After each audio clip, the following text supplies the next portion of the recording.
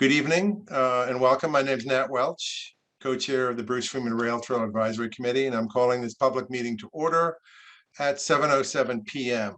Today. Our agenda was posted on the committee's webpage, and this meeting is being recorded, as I said. On June 16th, 2021, Governor Baker signed into law an act extending certain COVID-19 measures adopted during the state of emergency. It includes an extension until April 1st, 2022 of the remote meeting provisions of his March 12th, 2020 executive order suspending certain provisions of the open meeting law. The new law has two major parts. First, it allows public bodies to continue to provide live, adequate, and alternative means of public access to the deliberations of the public body, instead of holding meetings in a public place that is open and physically accessible to the public. Second, the new law authorizes all members of a public body to continue participating in meetings remotely. The open meeting law's requirements that a quorum of the body and the chair be physically present at the meeting location remains suspended. For those of you on Zoom, if you haven't already done so, please identify yourself on screen. You do this by clicking on the three dots on the upper right of your picture and use the rename feature. I'm going to request that everyone who's not a committee member mute their microphones to limit background noise and only unmute them when called on. You'll note in the public agenda that we posted, the public will have an opportunity to ask questions, provide comment, and give feedback. We will also at certain parts of the committee discussion ask for input from the public. If you are on Zoom, please use the raise hand feature and the chair will call on you, or wave your hand if we see you visibly. Please identify yourself with your name and address, and keep your comments to 1 or 2 minutes if possible. All votes will be taken by roll call vote. In the event of any technical difficulties where Zoom becomes unavailable and we can't recover within 5 minutes, this meeting will be ended and all matters on the agenda that have not been heard will be automatically continued to the next Bruce Freeman Rail Trail Advisory Committee meeting. Thank you for your patience and understanding. We were hoping to go back to regular meetings, but the various variants of COVID have made that more complicated. The minutes for tonight's meeting will be taken by Adrian Boardman, a committee member. Adrian, thank you for doing that. At this time, I will ask the committee members to indicate that they are present. Richard Vollander. Present. John Soden. Okay. Deb Edelman. Present. Adrian Boardman. Present. Dorcas Miller. Present. And myself, Nat Welch. With 5 members of the committee present, we have a quorum, so we will continue tonight's meeting. Our first action is to review and approve the minutes from the July 14th meeting.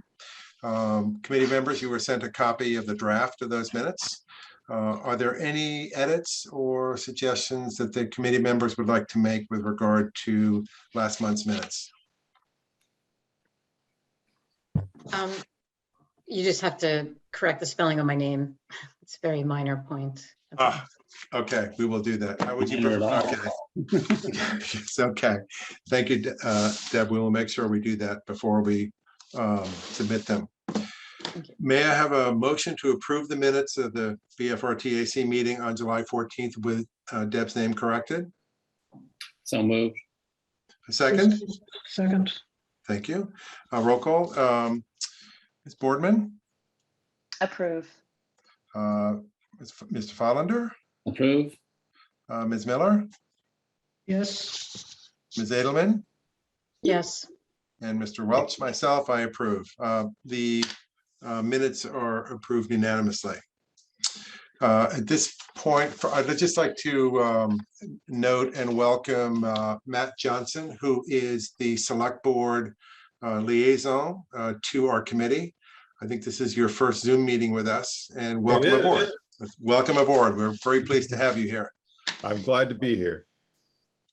I'd like to invite Marcia Rasmussen, Director of Planning and Land Management, to provide her monthly update.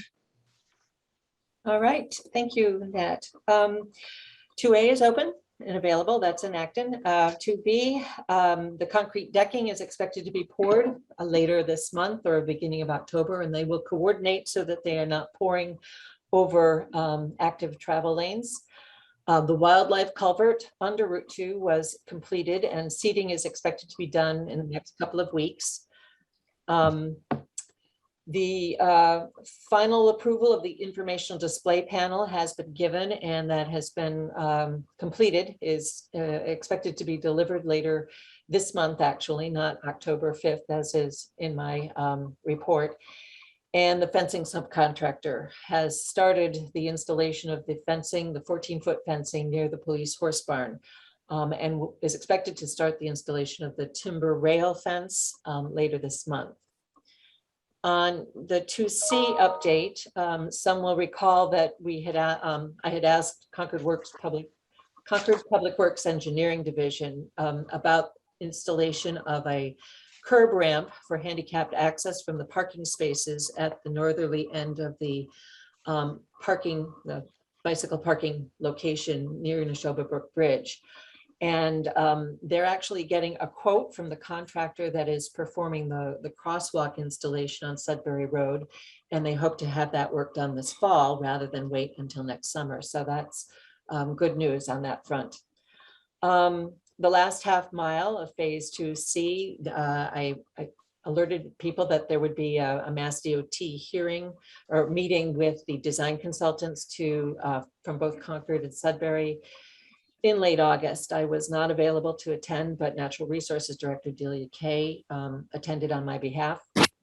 And she reported the following minor comments, that there was minimal cut and that means excavation in the area around Powder Mill Road to achieve appropriate drainage, that the timber rail note was determined to be too detailed and would conflict with the policy that Mass DOT has of the contractor means and methods, meaning the contractor has the option of identifying the way that they install or achieve the results of the project. And so that the language is going to be added to the special provisions that is in the specifications. And then the final comment was simply to ensure consistency between the GPI plans and the Fuss and O'Neill plan sets. That's Concord and Sudbury's consultant groups, except where there are specific differences. Concord does not want a center line, Sudbury does. So that is going to be a difference there. Then our GPI consultant, Matt Kearney, added that the topic of fencing and railing was raised again during the discussions of the Sudbury plan set with DOT, restating its official position that fencing or railing would not be allowed except for safety of trail users. And so I provided the committee with the American Association of State Highway and Transportation Officials guidance. That's Chapter 5, Design of Shared Use Paths. That's also been posted on the town's website on your page as part of this update memo. I asked Matt to prepare a follow-up letter to Mass DOT requesting a formal response to the fencing and railing that has been proposed for the Concord portion.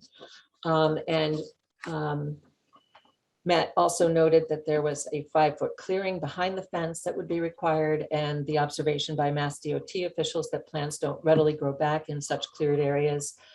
So installing the fence as proposed could be taking down or reducing the existing landscape screening, and that might create a problem that may not have existed if the land were left alone. The topic of minimizing clearing to the extent possible was also discussed, and that language may need to be added or strengthened from what it was in the phase 2C portion.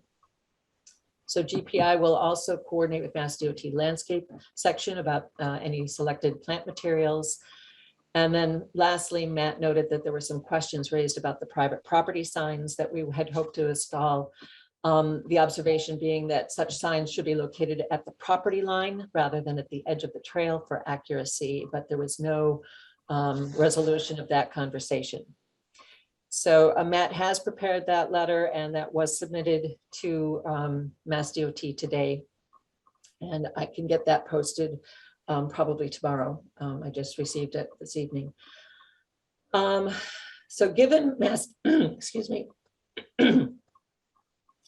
Given Mass DOT's position that fencing and railing may be determined to be non-participatory, I have prepared this year's Community Preservation Committee application to include a request for the Bruce Freeman Rail Trail in the amount of $300,000, $250,000 of which would be for railing and the decorative fencing that has been proposed. The other $50,000 would be for other aspects of the rail trail, such as benches or bike racks, signage, landscaping, and other interpretive features if the committee so decides. And one aspect of that CPC process is that we ask that letters of support be submitted. So the BFRT Advisory Committee, you may want to consider providing such a letter of support that would be due in October, early November. And then while my report says there's no update from the Sudbury project manager, I did receive a report from 6 o'clock this evening. She has, she reports that that's Beth Sudmeyer, the project manager in Sudbury. Town of Sudbury is preparing a memo for Mass DOT to clarify requests for amenities and interpretation along the trail. They are proceeding with the right-of-way coordination with Mass DOT and preparing final drafts of environmental permit documents. Fuss and O'Neill, their consultant, is proceeding with the 100% design plans, and she believes Sudbury remains on track to advertise in 2022. Of note, Mass DEP has issued the BFRT project Chapter 91 determination that has to do with waterways. And no more permitting or licensing under Chapter 91 is required.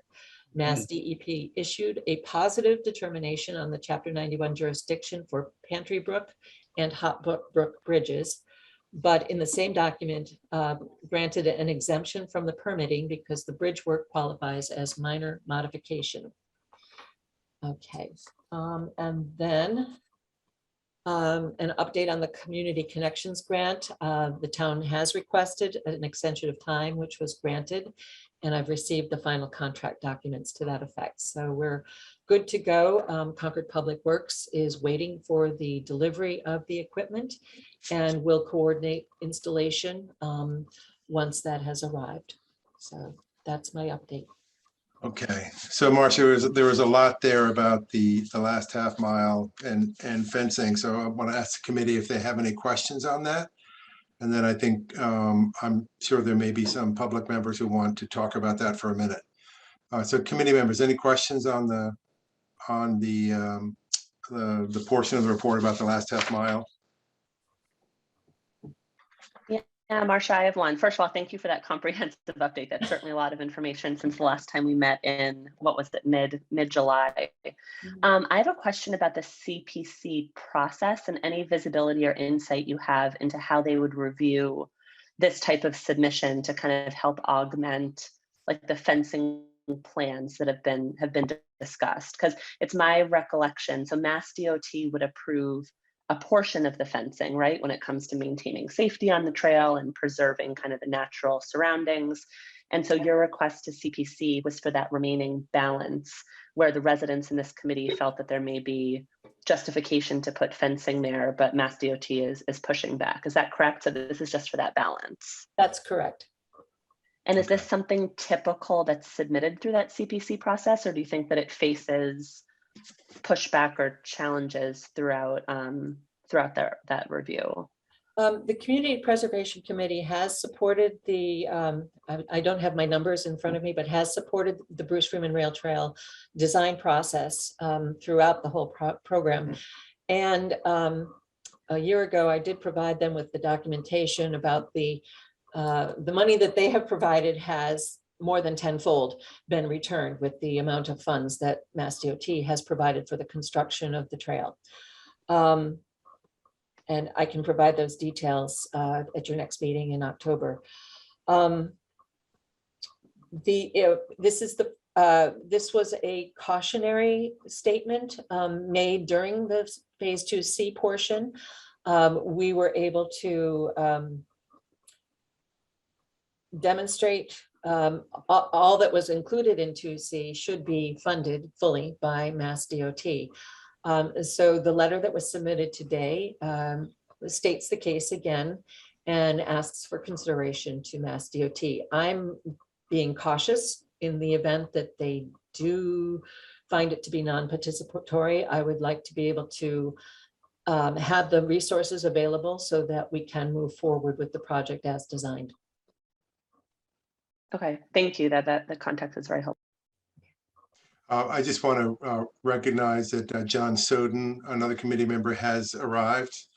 Thank you, John. Sorry for your bad link, but you found your way here. So we just note, please, that John is here. So we now have 6 full members on the committee, or 6 members on the committee present. Other questions from the committee for Marcia on this topic of the fencing? Yes, Richard. Just one, how confident are you about the price estimates? These were provided to me by GPI. They have a record of providing very good estimates and for all of their projects that they have done for the town. So I'm fairly confident that the numbers that they have provided will be sufficient. But again, if it were more, we've requested 300,000 for the from the CPC. I would allocate, that portion that might be an overrun for this project. And also in terms of last year, there was, I think, was it 25,000 Yes. for some improvements? Do you anticipate that this would be an annual request to the CPC for some kind of something or other, in terms of the trail, and is that permissible, that it would be an annual? If it were within their purview, what I saw the $25,000 request for was for the curb cut, for some additional pavement in different areas, for some additional landscaping. So we have identified locations where additional amenities might be desirable. I think you have been working with someone interested in commemorating and identifying the prison cemetery. And so that might be an eligible project for CPC funding. And so these funds, as long as we have identified projects where these could be used, I think the CPC would be. Because as the trail gets used, as has already happened, we see, oh, we need to do something about something or other, erosion or a new crossing situation that arises. We could use some of that funding. I have to be sure that it fits within the purview of the CPC. And so that's mainly for new projects, open space and recreation. So it would have to be directly related to those kinds of things, not for maintenance. Right. Is the Marcia, is the town is on the hook for maintenance of the trail, general maintenance of the trail over its life? Is that correct? That is correct. Okay. So if I understand, there's a couple of paths. One path is Mass DOT approves the plans as we proposed after you send the letter and so on, and they're comfortable.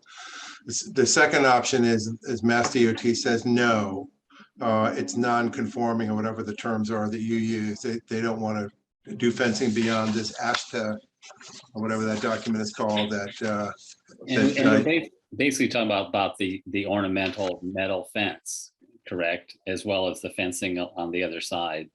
It's parallel to Stone Root Lane. The 2 rail fence along the western side of the trail and the decorative fence, yes. Okay. All right. And so the second possibility is they say no, except for safety features, because they're following the ASHTA, or whatever that term is, recommendations, in which case the CPC grant comes into play. And we have to wait for them to approve it.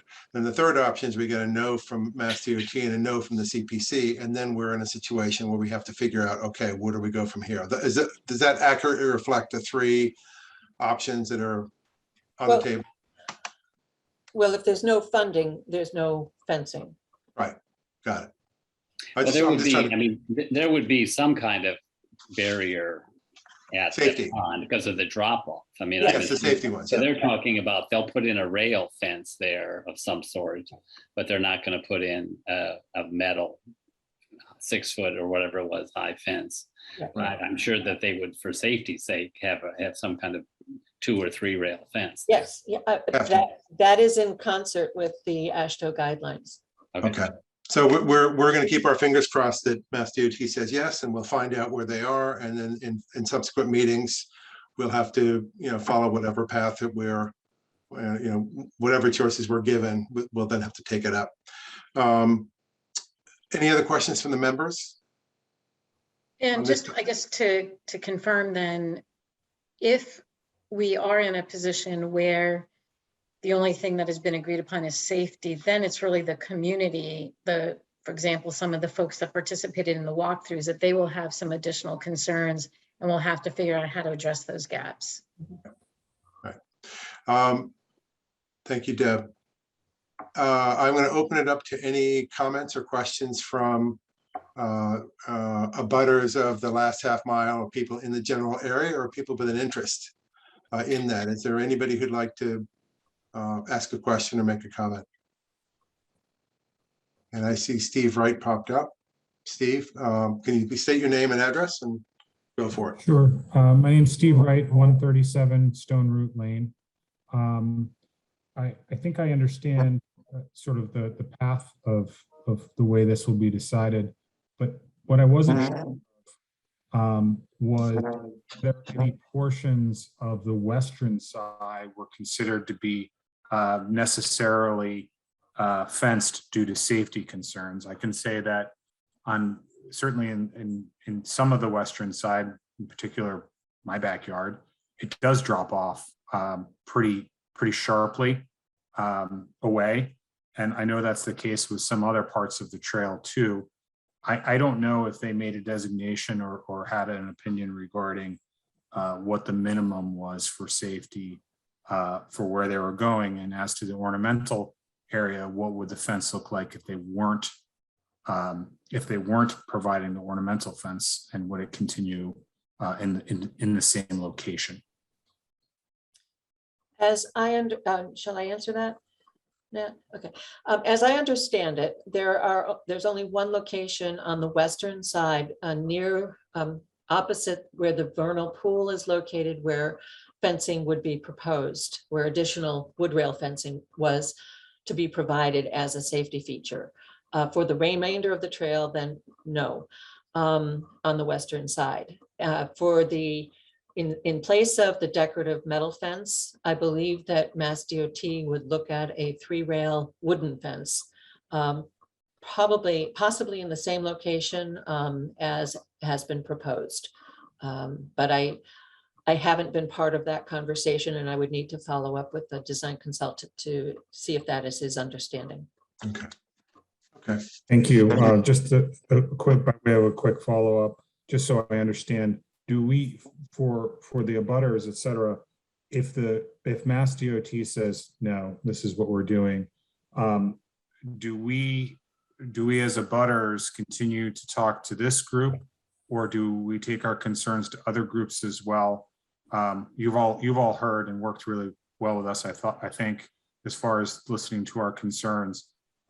Do we go somewhere else after this if Mass DOT says we're not paying for that portion? Shall I? Yeah, I think Marcia, that makes sense. We're only advisory. You need to continue to work through the Bruce Freeman Rail Trail Advisory Committee, but the funding source is the Community Preservation Committee, and they need to make a recommendation to town meeting, and this will be voted at town meeting 2022, which is currently scheduled for May of 2022. So the 2 steps would be continue support and work with the Bruce Freeman Rail Trail Advisory Committee to go to maybe even provide a letter of support to the Community Preservation Committee. Their public hearing, I believe, is scheduled for the December 1st or thereabouts. Their schedule is posted online on their website, Community Preservation Committee, under the Town of Concord website. And letters of support prior to that point in time would be appreciated and very good to do. And then to be sure that they will vote their warrant article. I think later in December, warrant closes sometime in January, and to be sure that you attend public hearings in the spring to continue expressions of support and to be at town meeting in May. And I think we can say that the committee has tried to work with the abutters and the neighbors to get the fencing plan in place that's been proposed to Mass DOT. Marcia, certainly we can vote on providing a letter of support for this $300,000 grant request. So why don't we take that up during the committee's business and have a discussion about doing a letter of support. And the committee has an advisory role to the town, and certainly we will continue to advise the town along these lines.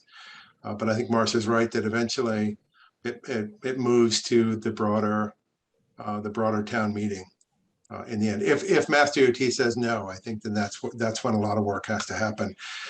But I'm also really heartened by the fact that everyone who lives around the last half mile has been very active and engaged, and so hopefully that will help keep the process going forward. Thank you, Steve. And you can put your hand down too. I see. I'm going to call on Deborah Elwood. I think you had your hand up. Thank you. Thanks so much. I just wanted to get some clarification. Can you just name and address? I'm sorry. Sorry. Thank you. Deborah Elwood, Deborah Elwood, 173 Stone Root Lane. I'm in a butter. So just a clarification here. If DOT does approve the split rail along the pond side, which we're also concerned about in terms of protecting the pond, but of course that was not what was in the 75% design, would that then be deemed acceptable? Or would CPC dollars be used for the wrought iron fence that was originally proposed? Marcia?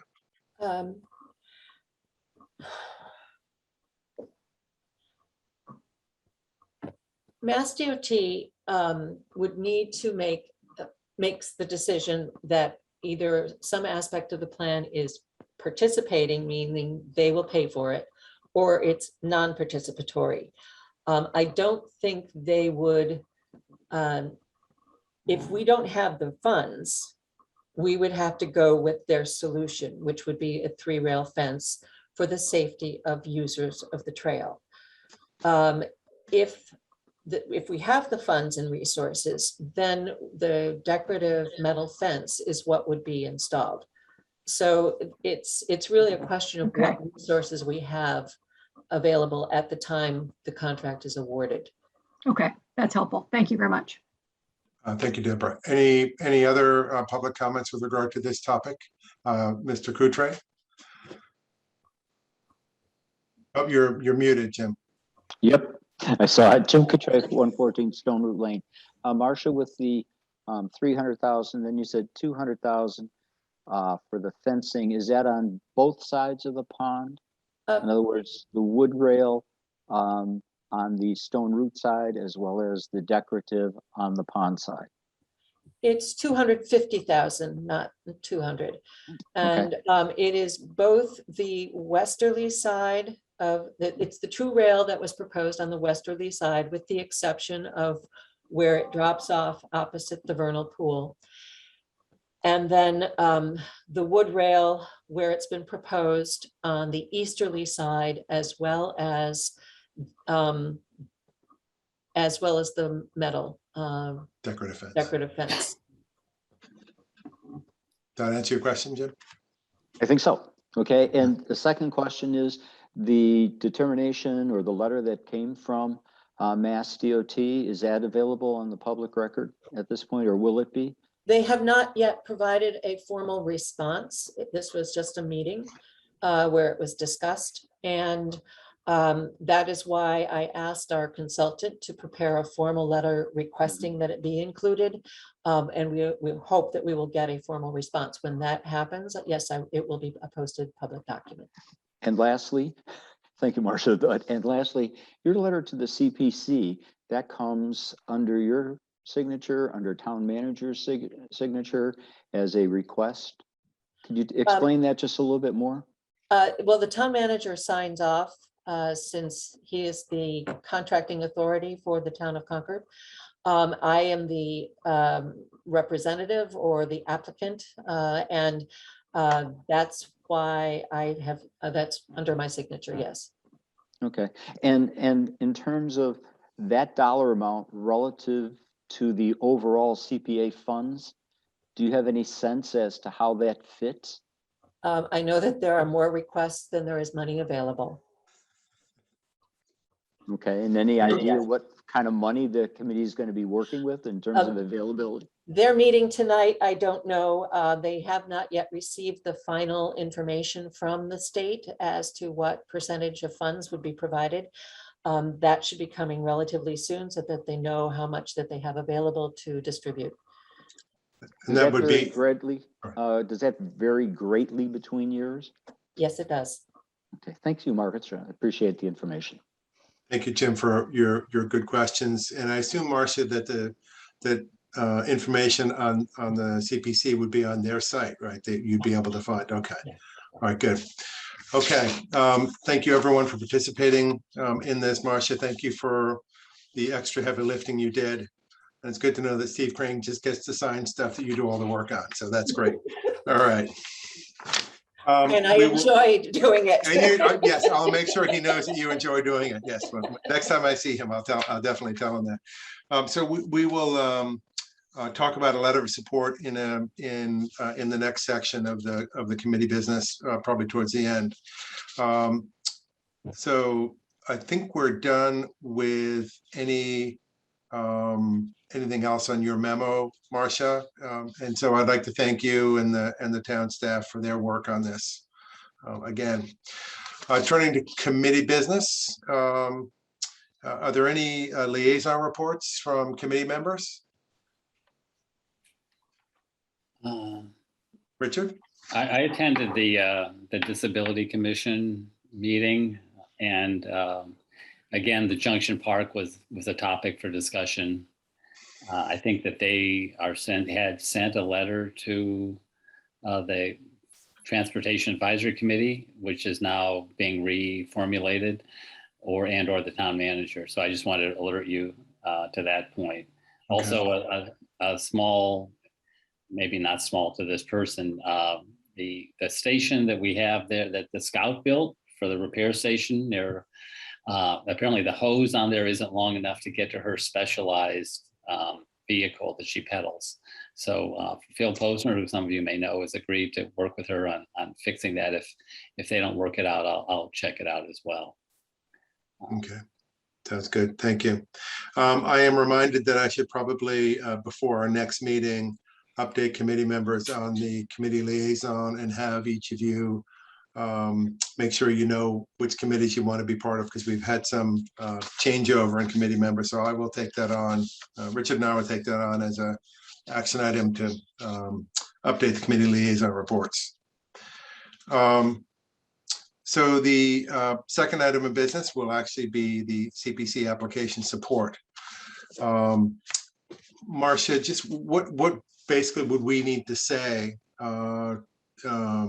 other than we support this application? Is there anything special that we should include in our wording? Well, I think there's a letter from 2014 when members of the former advisory committee met with abutters of the Stone Root Lane neighborhood. And I will provide that to you. You might want to use some of the information that's available in there, and then to document the conversations that have been ongoing and the concerns that have been expressed through your meetings over the past 6-8 months. So I think both pieces would be really important in expressing your support Okay. and acknowledging the community's concerns here. Okay, that's very helpful. Richard?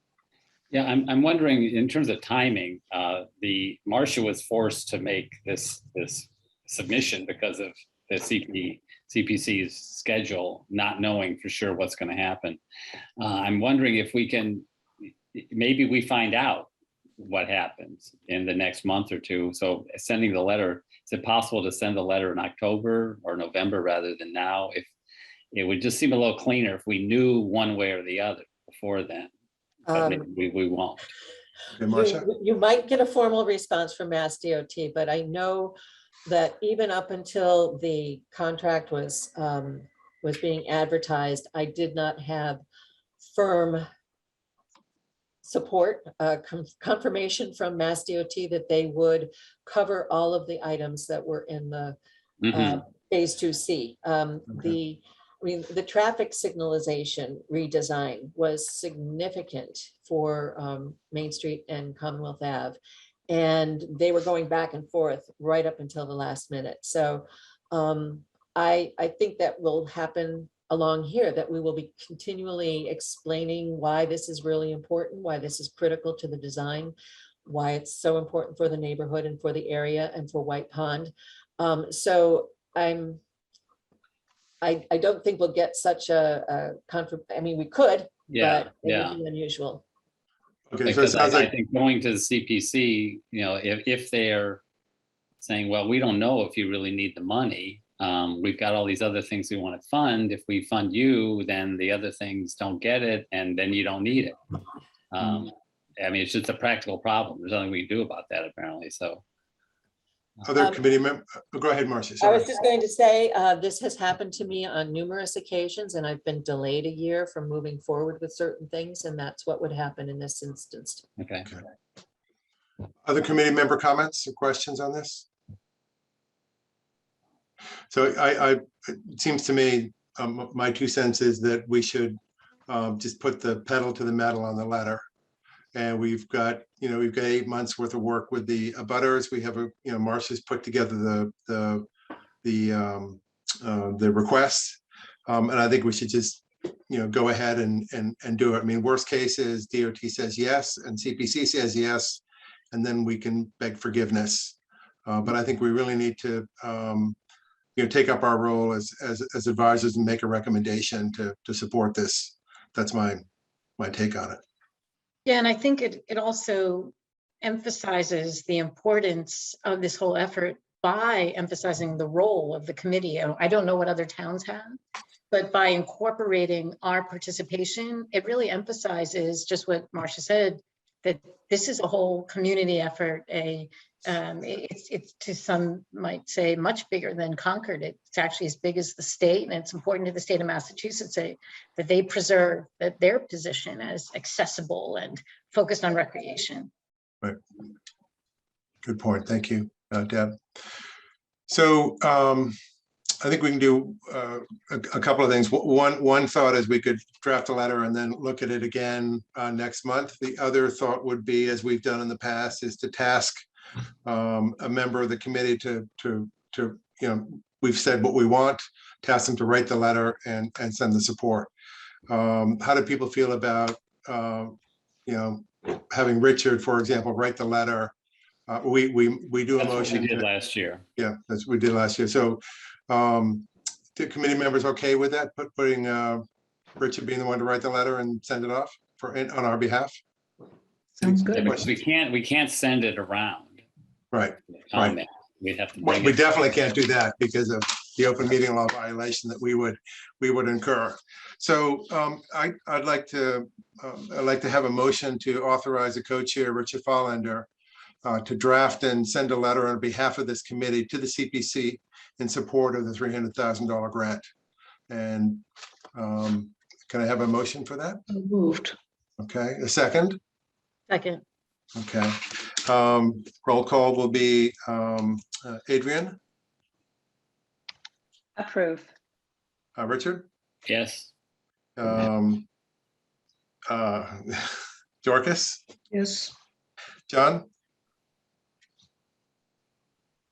John, are you still here?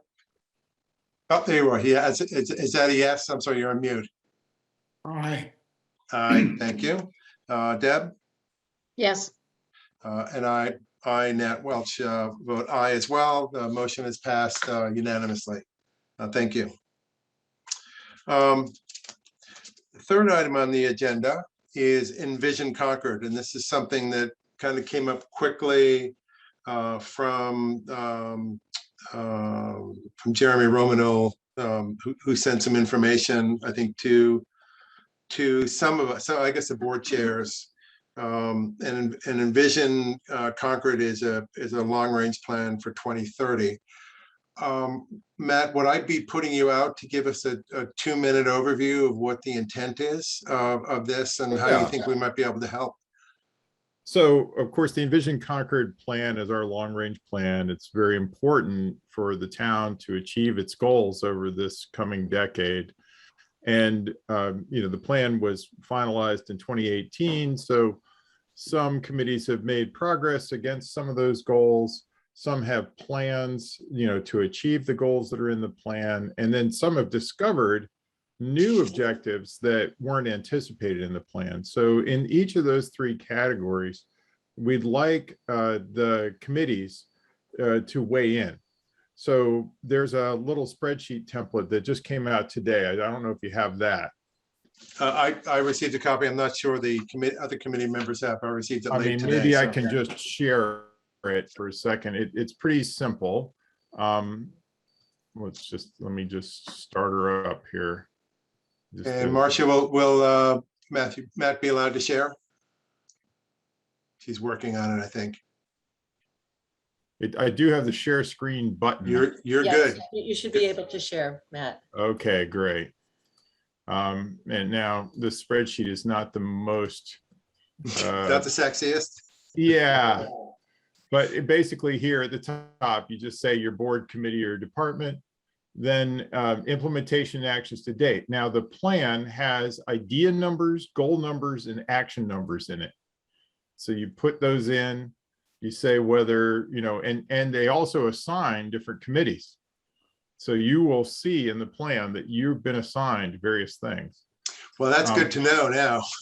Okay, so then, relative to those things, you need to say, well, did you do them or not, and then what you have done if you have. Okay. And then for those that you haven't completed down here, just say, well, what are you planning to do? So, realizing that, for committees like yours that only meet maybe once a month, that this puts a little bit of a fire under you, because you kind of next meeting have to get this sorted out. Okay. Thank you for the look. I guess it would behoove us to see what our numbers are. And I don't recall for Bruce Freeman, there may not be many, because I think part of the assumption was that you guys were most of the way through. But you may have completing the trail, right? Completing the trail. That's the thing. So let's see. I would it be okay if one of us read through the plan, picked out the numbers that belong to us, and shared them with the rest of the committee? Yeah. And then asked the rest of the committee to come to our next meeting, being prepared to discuss, so we could fill this out. I think you could even have them send it back to somebody for a compilation, just as long as they don't copy everybody. Right. We want to make sure, but I want to give the committee a chance to kind of think through it, and then I guess if we can't work with each other on it without violating the open meeting law. So, but you what I was thinking was individual submissions. Again, if there was the list, and you could even make an assignment that, like, okay, you got number 4, and then send it back to the one person who compiles it all. I think that's okay. Yeah, I was just going to ask, I just quickly looked up section 4.5, and I was looking for something that said, the rail trail shall, we're in here somewhere.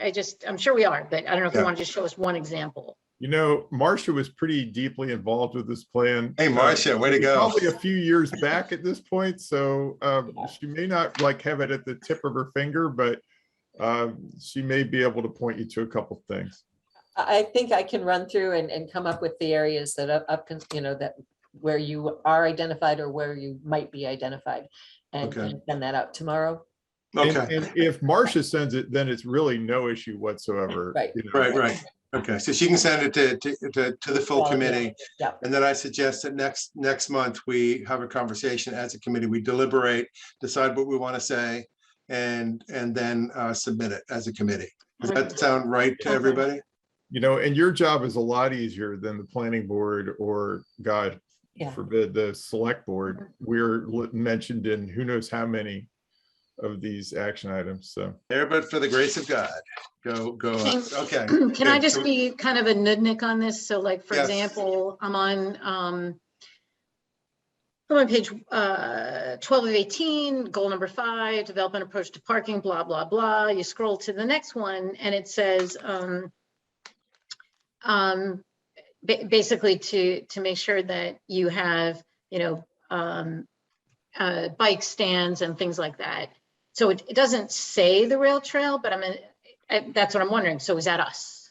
That's, I guess, why I just wanted to. We'll let Marcia tell us what is ours, because Marcia probably has dreamt about this plan for a few months, and she had to help put it together, right? That works. There are 8 different plan elements, and so yes, you're right. There's a lot of crossover, and I can pull out the ones that are probably most relevant to the Bruce Freeman Rail Trail Advisory Committee. Okay. Make it simple. But the answer is, yeah, it doesn't have to explicitly mention you, but it's better if it does. Yeah. Okay. Got it.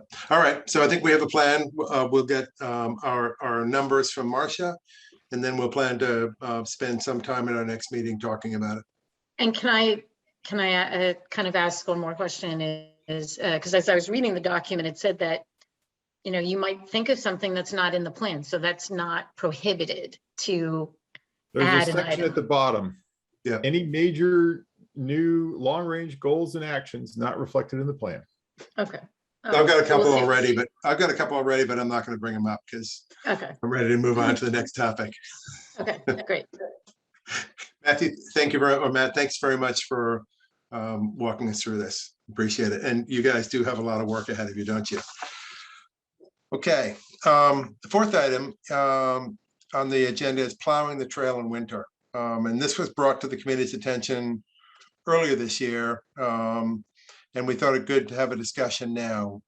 At this point, we're not planning to vote on any motions this month, but I wanted to get the discussion started and take the issue under advisement.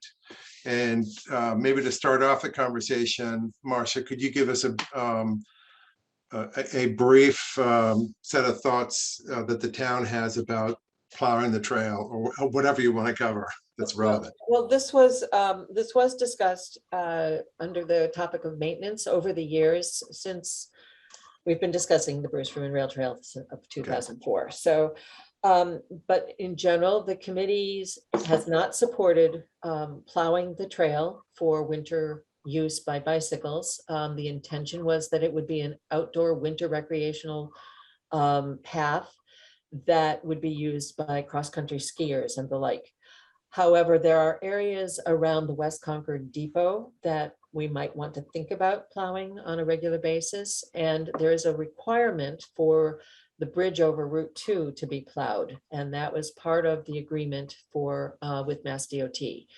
So there are there are elements that we will need to look at plowing.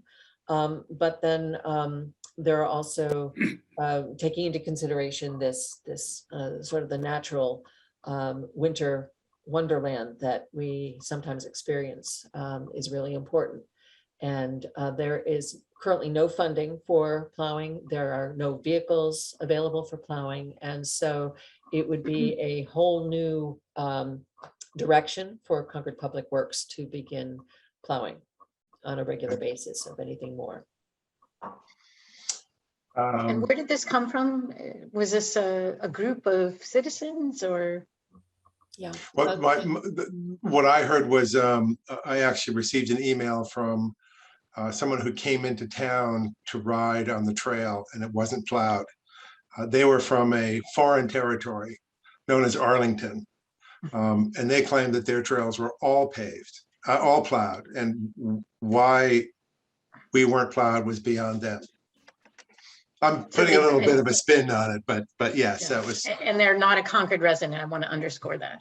No, they're not. So we really don't have to pay attention to them. But on the other hand, that the issue there may be people who aren't. I mean, you know, one thought is if the safe biking to schools, safe routes to schools wants to sponsor kids riding, you know, when it's not, you know, crazy outside, is that something that we would need to think about?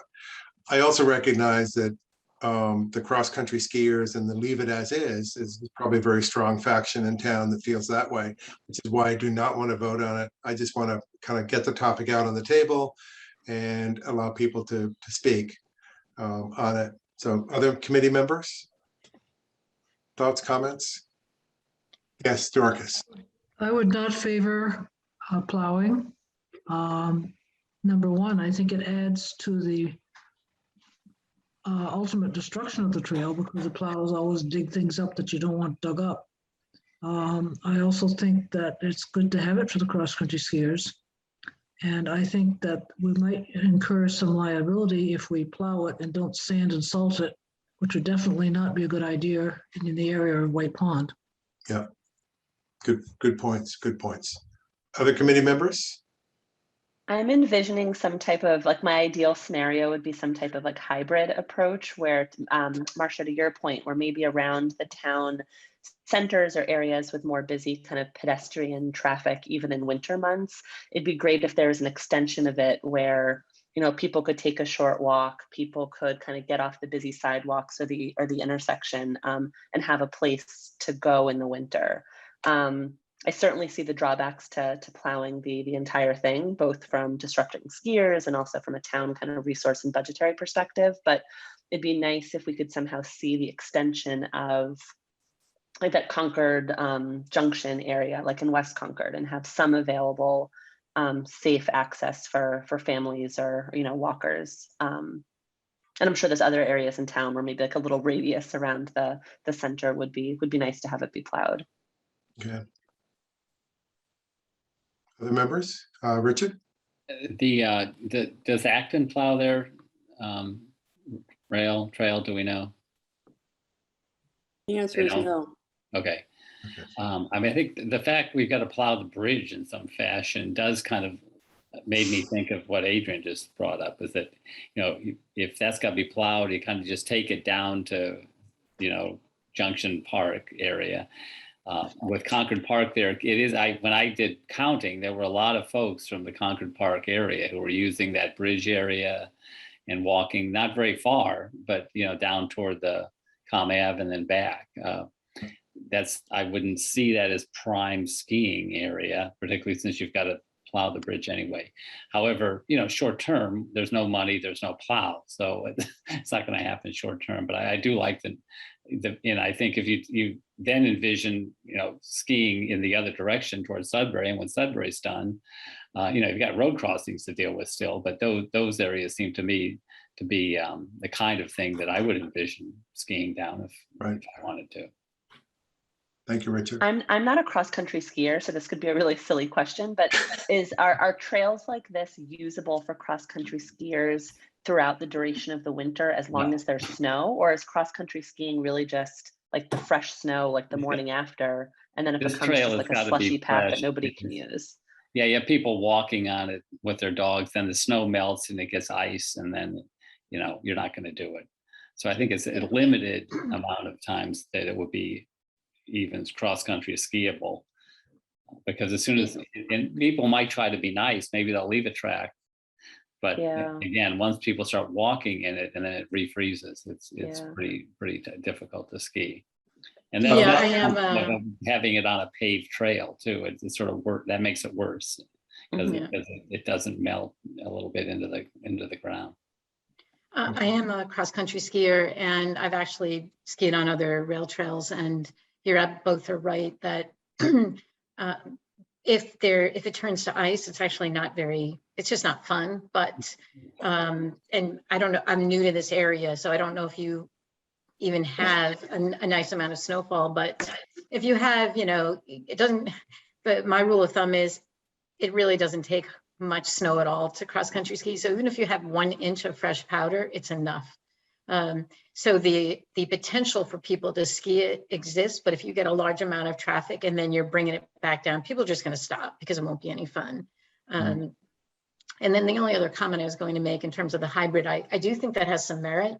You would just have to really have some kind of explanation so that people would know, oh, you know, over the bridge area, we're going to plow. And in this area, you've got a back and forth loop. Because as a skier, that's all you want to know. You just want to know you have a loop. Thanks, Deb. There are 2 members of the public who wish to speak. Barbara, I saw your hand up first. Name and address, that would be great. Barbara Pike, 118 Border Road.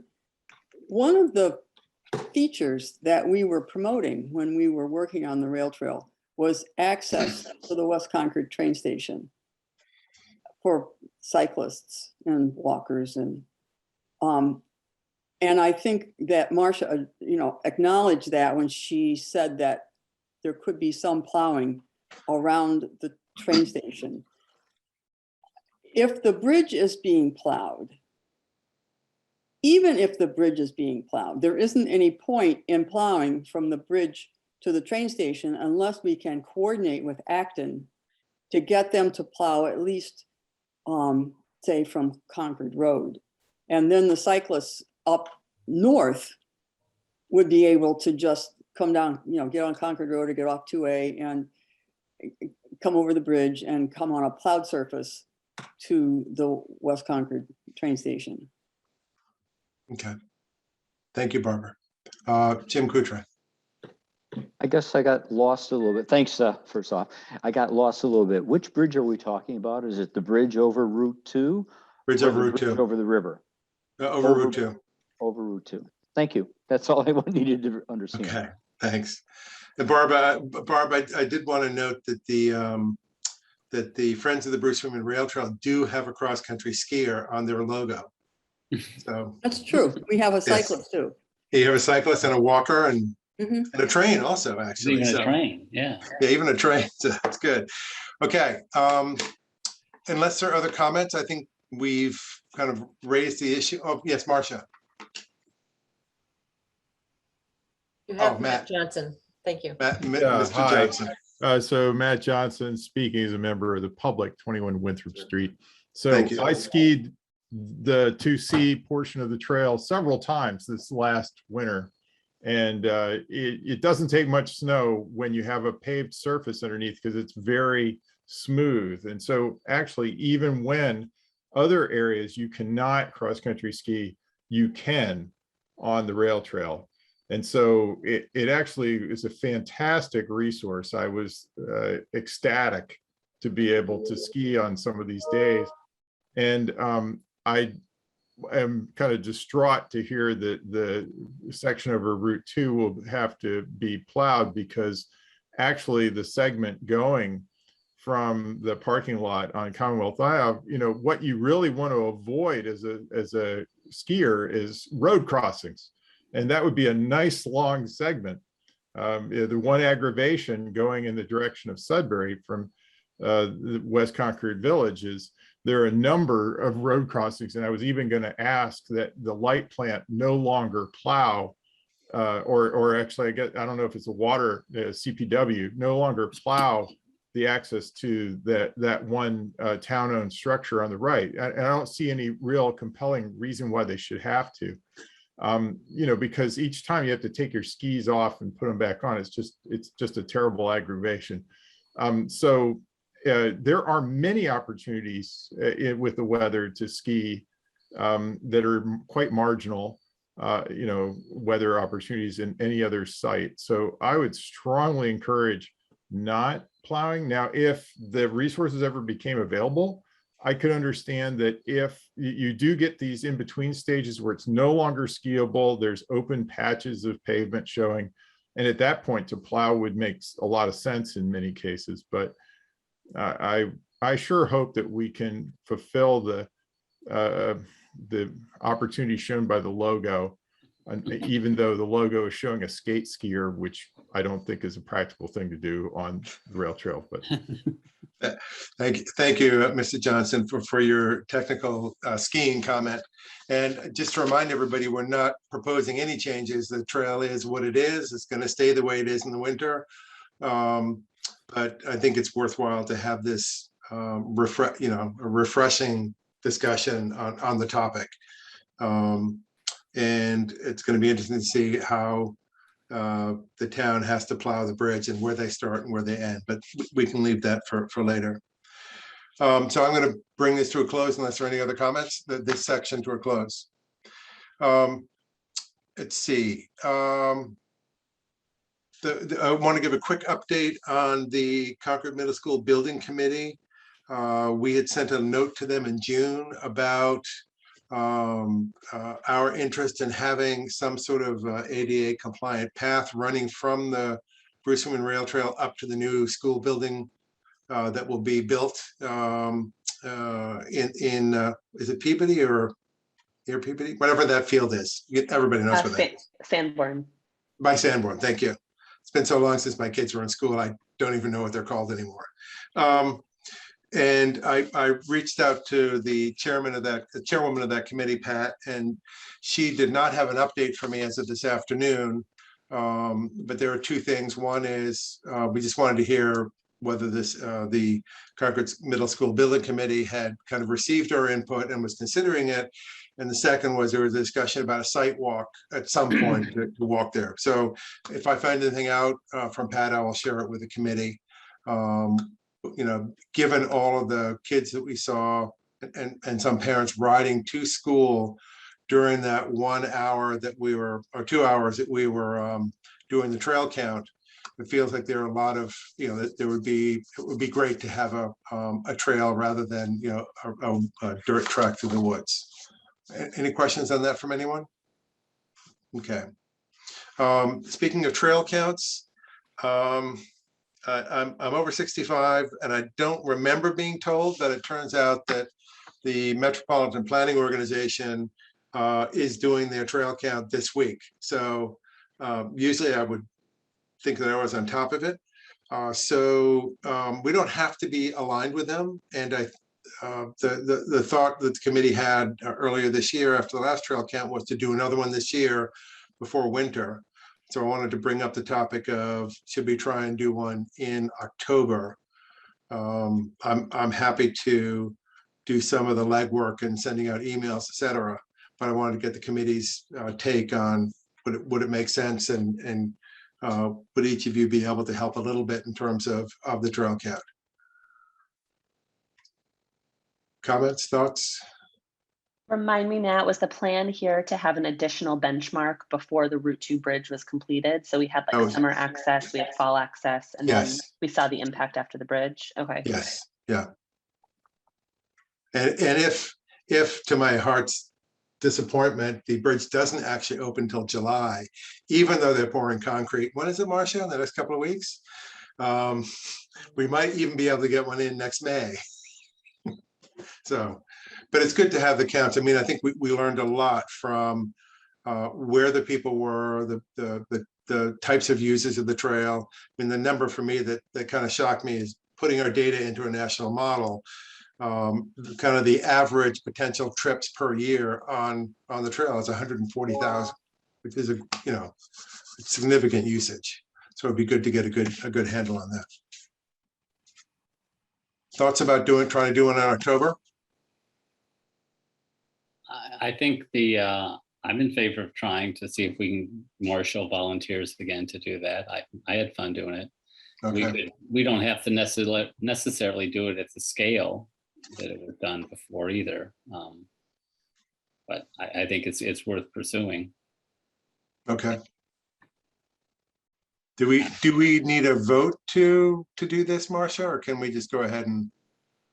I don't think you need a vote, but I think you should try to establish a date, and you want to avoid the what is formerly known as Columbus Day weekend, which is a long weekend. So you would be looking at either well, maybe not next week, but which is when they're doing it. So you might be looking at the week of October 18th into the weekend, the 22nd and 24th, or 23rd and 24th. I think we could start the week of that. We could start the 12th. Oh, you could start the 12th. Yeah, that's true. Exactly. And It's do the not- just don't 16th, do it 17th. over it could be during the week, Mhm. days during that week, and then the weekend. Of course, that's the drop off, but have to do both. Can you remind me, Yeah. how many days do we do it? What does it look like? We did 3 weekdays and 2 weekend days. On the weekend days, we did 12 to 2 on a Saturday and Sunday. On the weekdays, we did 7 to 9 and 4 to 6, with one day at Marcia's suggestion, which is really good, do it from 2 to 4 to catch the people coming out of school. I think we don't necessarily need to do 5 full days, but at least a couple of days during the week and a couple over the weekend will give us more data, which would be helpful. And then I have another question in that regard. As I recall, the last meeting, there was a pretty informative report by Casey woman Claude. from- yeah. Casey Claude, yep. And were there any outcomes from that? Or were there any learnings from that we want to keep in mind as we do this? I know it's a separate question from do we want to have this, but I guess from my mind, I thought it was very valuable that she spoke, and I wanted to stay kind of synced up so that we can have a back and forth and continue to leverage. So it's a separate question, but. So we would give the data to her again, because they're the ones that are tracking this, and I would ask her to give us another analysis, based on the, and do location to location and, dates to dates comparisons to see what she picks up, because she's been doing this for 7 years. Okay. And basically how we do it, we've already shared that with her. And based on how we did it last time, there wasn't anything that she said to change other than what you just explained. It was her plan. I mean, this is what the got it, MPO does. We just did what they said, except Marcia threw in this idea of kids coming out of school, and I think it gave us good data. Some people also track the number of dogs, and so on and so I think forth. that's So what we're doing. Well, Richard, I wasn't going to say it was you, but Well, and I we do think also it's- learned. Go ahead, sorry. I think it's important, and I think you did this, that we track e-bikes, because that's a topic that's going to come up in the future. It would be very helpful to track speed, because I know that's what some people have a concern about. But Right. So I think there's some technical issues in tracking speed. I think we're trying to keep the census taking simple. Because tracking speed would require some device, and that might also make people uncomfortable. So just doing the count, people get it. And actually, there's a chance that it was nice because Greg Mueller walked by and said hi. So I got a chance to meet him face to face, which was good. But the e-bike piece, we didn't actually measure e-bikes. And again, we'd be asking the census takers to take another step. I mean, right now it's pedestrian, bicyclist, other. So it's pretty easy. So I like to keep it simple. And if we want to get, I think the e-bike issue probably will require some other data gathering. Marcia, do you have anything you want to add? No. how many? Okay. So it is, if we did 2 and 2, 2 days during the week, 2 days during the weekend, there are 3 locations, is that correct? Yeah. Yes. And 2 slots at each location, who can multiply. Well, I mean, it's yeah. just figuring out how many people, whether we think we can get that many folks involved. Well, that's what we did last time. And I think Barbara was very helpful in getting something going in Acton. And the question is, part of what we were doing was trying to get a sense of what it looked like in Acton versus here. We had slightly better coverage here. But the way we worked it last time was I worked with Barbara and trying to find people. Everybody in the committee helped come up with names. We had pretty good turnout. I managed the scheduling. And I think we had everything covered, every slot covered. So with fewer slots, I think it'll be a bit easier. And I just plan to use the mailing list I had before to start to invite people. I think it's like 24 slots or something, so. I went to a qualitative business school, so I don't do math on the fly. There are engineers and scientists in this call who can probably do it faster. I mean, I know I reached out to some folks too, and they signed up, and I think they had a good time, and sort of. Okay, so I'll volunteer to start the process, and hopefully committee members can do at least one session. No obligation, but it'd be great if we could all do at least part of it. I'll work with Casey to let her know we're doing it, and we'll.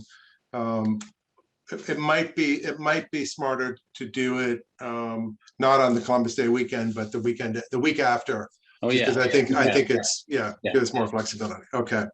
All right. So let's be in touch with the Trails Committee. There might be people there who would volunteer. The Concord Bikes Google group, etc. Richard, I'll depend on you to help me with that, and I'll send a note to the committee once I do the emailing of others and ask for other names. Okay, I think. Excuse me, Nat, you have Barbara Pike. Oh, Barbara, hi, sorry, Barbara. Thank you, Marcia. Barbara, go ahead.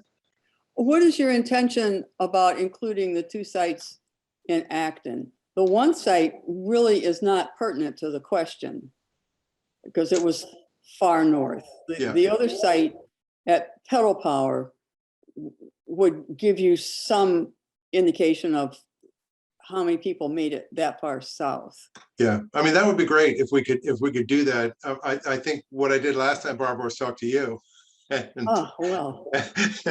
And you were awesome at helping get that side of Route 2.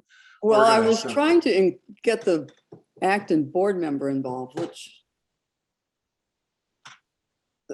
was partially successful. The other question I had was about the e-bikes. Because that question had come up, whether e-bikes are even, invited to use the rail trail. Although I think that question is long since passed, given the number of people who are riding their e-bikes on the trail. Yeah, I think the e-bike question we need to take up. We've partially been pushing it off, awaiting kind of data gathering as to what are the rules and regulations locally for it. And I think until we have that, and you're right, and people will be riding e-bikes on there anyway. I mean, this is a dumpster fire of a topic, I think, but it's one that we have to step up and have the conversation about it. I'm not sure we can't do it this month, but when we get data, then I think we want to put it on the agenda and have a deep look at it. I think it would be difficult to do a census of e-bikes because you can't always tell. Can't always tell, that's right. That's a very good point. Yeah. I was going to ask the woman that presented last month, is she where we're getting the data from, or is there another source? So we're doing the gathering and giving it to her. She has the app, the programs that bring it together for all of the sites across Massachusetts, because or for the areas that the MPO, the Metropolitan Planning Organization, has responsibility for, which is somewhere from Maynard East or something. Marcia can tell us what the exact one is. But so she's been doing that for 7 years, gathering these data. And also she's all things bicycling for that organization. She uses some models that were developed by national organizations like the Rail to Trail Consortium to plug the data into, and then make some forecasts or so extrapolate. And that's where the 140,000 trips came from. And she took our data, and I don't know, if there's some elf in there that does the work, but it came out with that. And on her report, which I don't know if, is that posted? Yeah, okay, yeah. You'll see what the range was. It was like 90,000 to 180, but the median was 140. Yeah, my question actually was just about the e-bikes, is if she was the source, because you mentioned that we're sort of waiting to get data on e-bikes. That's what I was referring to. But that was helpful, no. The other information. Okay. Yeah. No, the Marcia had talked with us before about when e-bikes first came up, that we need to get some sources of data, regulatory, Massachusetts, federal, and that just, we're not there yet to have it. And I'm hesitant to ask Marcia because I know she has nothing else to do. in her role. Sorry, Marcia. Thank you for all the work that you do. So when we get that, then the committee can have this, can have a discussion. Other comments on the count? Okay. Thank you, Barbara, for your comments. I think, are there any, I'm not going to open the floor to any public comments. Any members of the public want to bring up anything, say anything? Barbara Pike, you raised your hand, and Jim Kutre, you raised your hand. So Barbara, please go first. Okay, this is in reference to the map that, was it Jill Moonheron? Got the name right?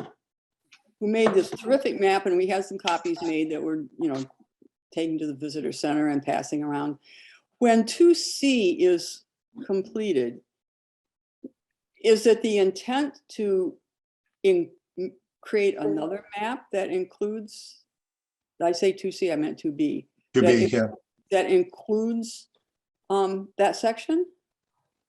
Or a separate map? Or is there any inclination or desire to have a map of 2B?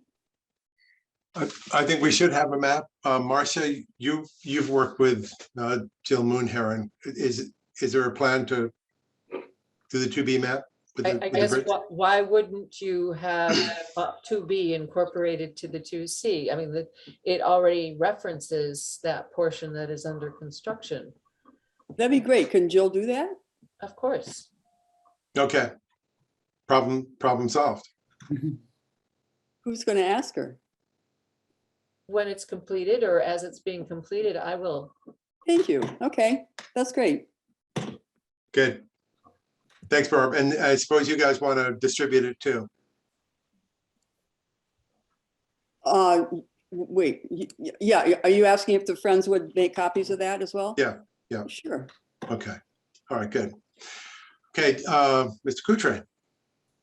Yes, I just wanted to make sure that the minutes, I think, need to be corrected for this meeting in reference to the east side and west side of the rail trail. The sun comes up over White Pond. That makes the White Pond the east side, not the west side.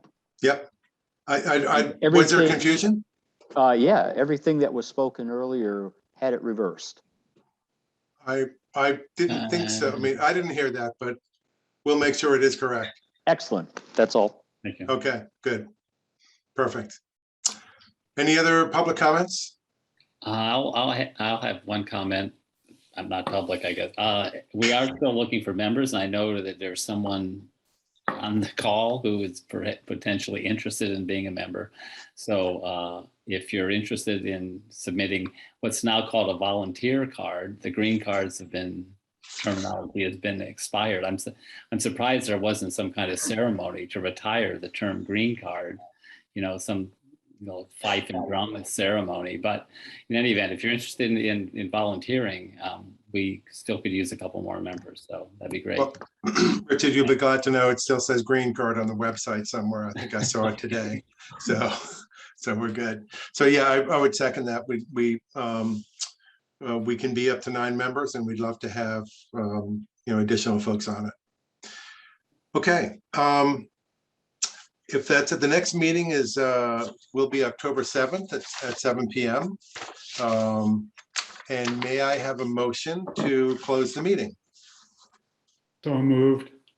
Second. Okay. Adrian? Close the meeting? Aye. Okay. Richard? Aye.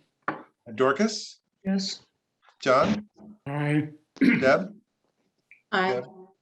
And myself, Nat Welch, aye. So I officially call this meeting closed at 8:25 p.m. Thank you all for attending, and we'll see you next month. Thanks, everybody. Thank you, everyone.